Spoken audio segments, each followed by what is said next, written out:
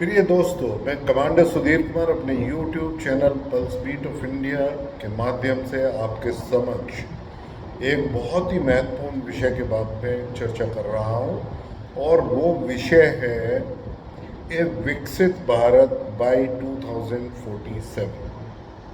हम उसको किस तरीके से कर सकते हैं, सभी लोग इस बारे में बातचीत कर रहे हैं। ये एक चर्चा का विषय हर एक चैनल पे बना हुआ है और डिबेट इसके ऊपर हो रही है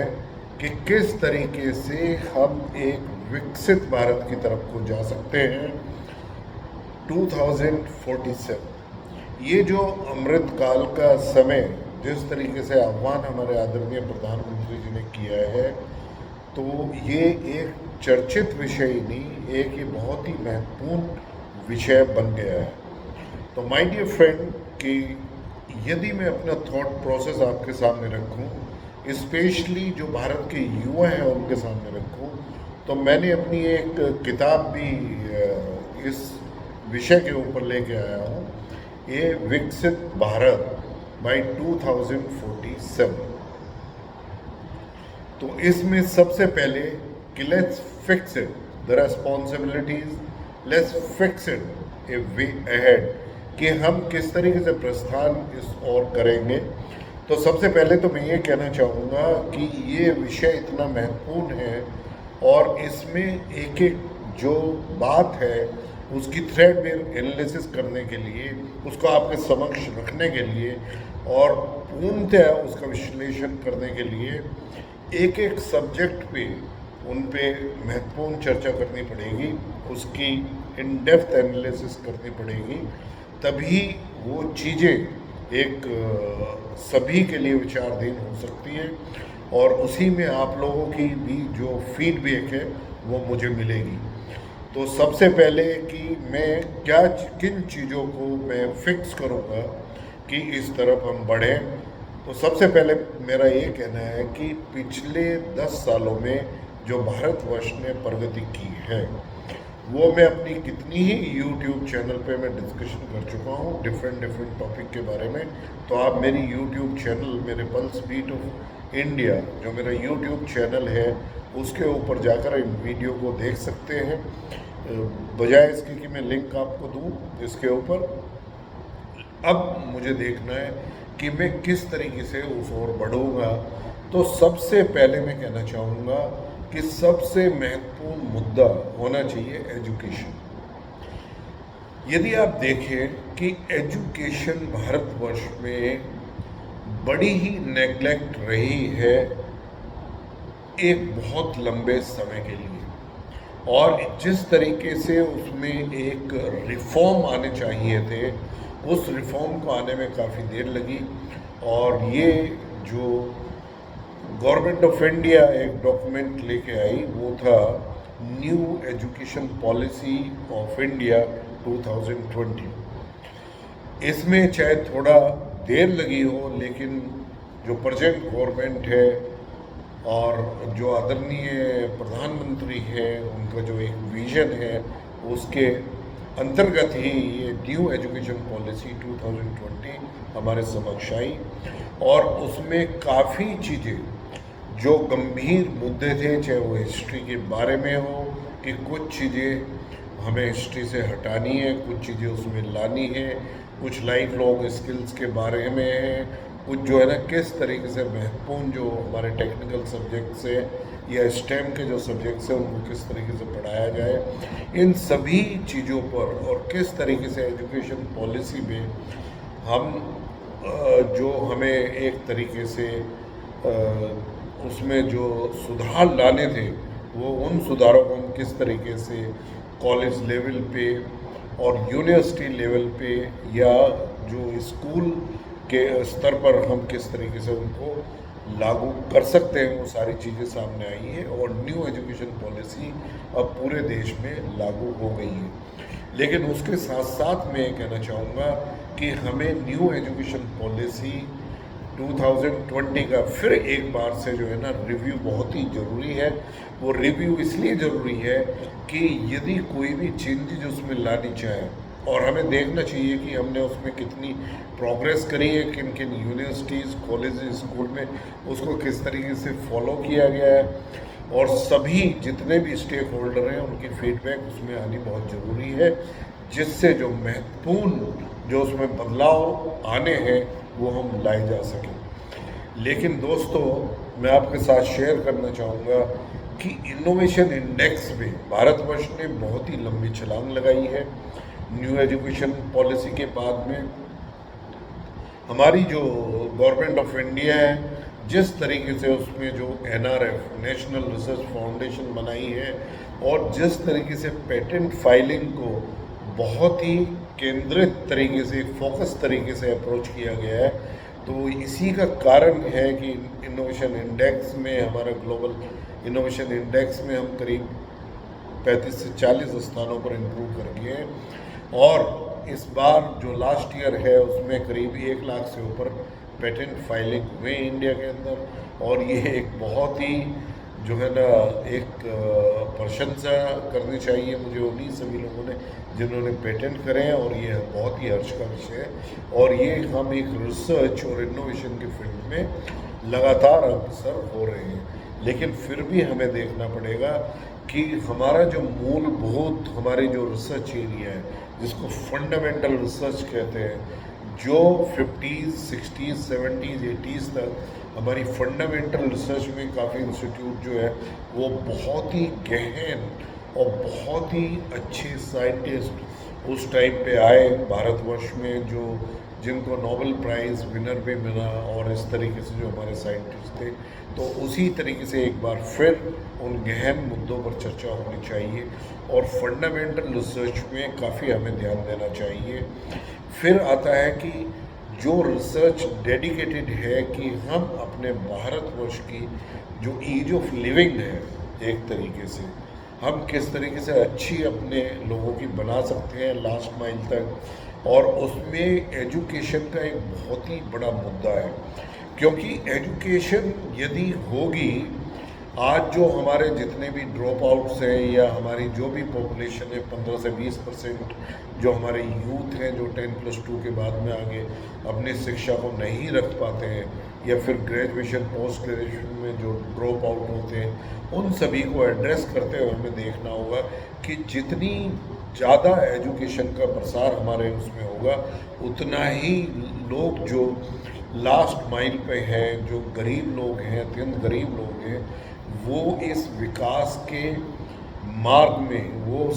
उस हमेशा हमारे साथ में जुड़ जाएंगे। और उसके लिए, जैसे मैंने बताया, न्यू एजुकेशन पॉलिसी, उसके साथ साथ एक और बहुत अच्छी गवर्नमेंट ऑफ इंडिया एक स्कीम लेकर आई है आदरणीय नरेंद्र मोदी का मार्गदर्शन में, और वो है एकलव्य स्कूल, रेजिडेंशियल स्कूल। वो करीब हर एक डिस्ट्रिक्ट में एक एक बनाया जाएगा, और जो बड़े डिस्ट्रिक्ट्स में शायद उसमें 2 भी आएंगे। एक तो ये एकलव्य से पहले जो हमारे जो सर्वोदयालय थे वो पूरे उसमें फैले हुए थे, केंद्रीय विद्यालय थे, वो सब जगह वहाँ पे आ गए थे, नवोदय थे, वो सभी जगह आए। तो इसी तरीके से अब एकलव्य, जिसकी कंसेप्ट ये है कि उसमें करीब 2 से 3 हज़ार बच्चे एक जगह पढ़ सकें, रेजिडेंशियल स्कूल हो, और उसमें सभी तरह की सुविधाएं जो है वो बच्चों के होना चाहिए, जिससे उनका पूर्णतः विकास हो सके। एक physical development, mental development, emotional development के साथ साथ सोशल डेवलपमेंट, ये सारी चीज़ें जो लाइफ लॉन्ग स्किल्स हैं, प्रोफेशनल स्किल्स, इसको किस तरीके से शार्पन किया जा सकता है, और स्कूल लेवल पे उनको किस तरीके से ग्लोबल लेवल पे कॉम्पिटिटिव हम कर सकते हैं, वो है मेरा ये बहुत ही स्ट्रॉन्गली मानना है कि जिस देश की एजुकेशन इम्प्रूव होगी, जब हमारे यहाँ पर नालंदा, तक्षशिला जैसे विश्वविद्यालय थे, जिसमें 70 से 80 देशों के स्टूडेंट यहाँ पर आके पढ़ते थे, और हम एक तरीके से विश्व गुरु थे नॉलेज को प्रदान करने में, शिक्षा को प्रदान करने में, उसका प्रसार करने के लिए, तब हम सोने की चिड़िया बन गए थे। तो मेरा कहने का मतलब ये है कि यदि हमें गरीबी दूर करनी है, यदि हमें पॉवर्टी को एड्रेस करना है, यदि हमें इनइक्वलिटी को कम करना है, तो एक तरीके से इनडायरेक्ट तरीके से इनइक्वलिटी को कम करने के लिए, एक तरीके से पॉवर्टी को एड्रेस करने के लिए जो लोग हैं सबसे ज़्यादा जो एजुकेशन की तरफ नहीं आ पाते हैं किसी भी कारणवश, उन सभी को एक ऐसा अवसर दिया जाए जिसमें जो है ना वो फ्री एजुकेशन हो। और फ्री एजुकेशन में जो है हमारा वो यूनिफॉर्म सिविल कोड के साथ में उसको जोड़कर जितना भी 1 या 2 बच्चों के लिए जो फ्री एजुकेशन,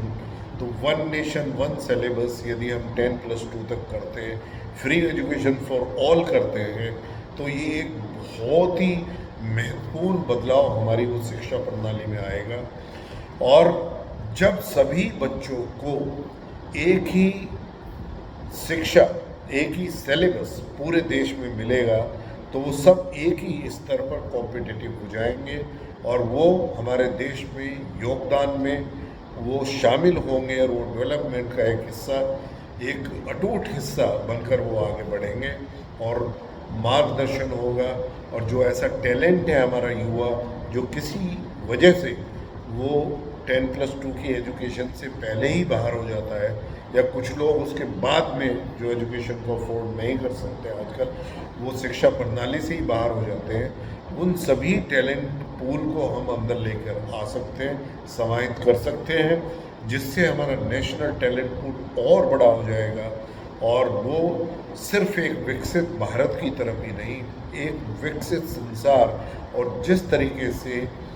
जो पूरे विश्व में आज एक आशा जगी है और वो भारतवर्ष की ओर देख रहे हैं। और वैसे भी हम सबसे ज़्यादा एक तरीके से सबसे ज़्यादा आबादी के देश हैं, सबसे बड़ी डेमोक्रेसी है, और 2050 तक हमारी पॉपुलेशन में करीब वो 1.55 बिलियन हो जाएगी, और 40-45% जो स्किल हैंड्स होंगे, वर्किंग हैंड्स होंगे, वो भारत से ही सभी देशों को, पूर्ण विश्व को जो है ना प्रदान करेंगे, क्योंकि वहाँ पर काफ़ी देश में एजिंग जो है वो बड़ी तीव्रता से बढ़ रही है। तो एक तरीके से ग्लोबल इकोनॉमी में भी हिस्सा के लिए भारतवर्ष की जो एजुकेशन है वो फिर एक तरीके से विश्व स्तर की होनी चाहिए। हायर टेक्निकल एजुकेशन के रेगुलेटर्स को किस तरीके से मर्ज किया जा सके, नेक में और क्या क्या प्रावधान हम लेकर आए। एक तो बहुत ही महत्वपूर्ण हमें एक्रेडिशन में योगदान देना पड़ेगा, वो है कि जितने भी हमारे प्राइवेट कॉलेजेस हैं, गवर्नमेंट कॉलेज, उनकी कैंटीन में एक अच्छा खाना मिले, जंक फूड की मात्रा कम से कम हो, क्योंकि आज शिक्षा से ही जुड़ा हुआ दूसरा ये है कि हमारे शिक्षा संस्थाओं में बिल्कुल भी हाइजीनिक फूड नहीं है। और जो यूनिवर्सिटीज़, कॉलेजेस, स्कूल्स हैं जो रेजिडेंशियल हैं, वो खाने के ऊपर काफ़ी पैसा बचाते हैं। तो ये मेरा है कि किसी तरीके से रेगुलेटर्स जो है ना ये इंश्योर कर सकें कि सभी जगह जहाँ जहाँ पर खाना जो है ना वो रेजिडेंशियल स्कूल्स में या कैंटीन में जहाँ पर रेजिडेंशियल स्कूल नहीं है, उन सभी में जंक फूड से हमें छुटकारा मिल सके और एक होलसम फूड की व्यवस्था वहाँ पर होनी चाहिए, जिससे हमारे युवाओं का सर्वांगीण विकास हो सके और वो भारत का जो एक सपना है, अब जो हमारी एस्पिरेशन है हर एक इंडिया की, कि वो हम एक विकसित भारत को कम से कम 2047 तक उसको बनाने के लिए, पूर्णतः विकसित भारत बनाने के लिए